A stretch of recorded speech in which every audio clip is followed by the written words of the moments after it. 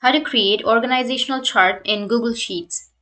So if you want to create the organizational chart in Google Sheets, then what you need to do is you just need to simply have the information which is right here. This is for an example. So you need to select the information.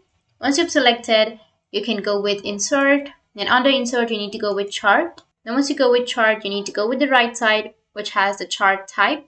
Go with the drop down, and here you need to scroll down, and under the other, you will have an organizational chart.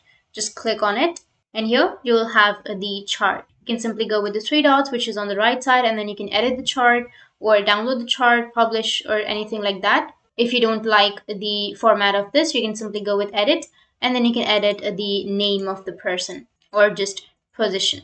So that's how you can create your organizational chart in Google Sheets. And if you have any questions, feel free to comment below. Thanks for watching.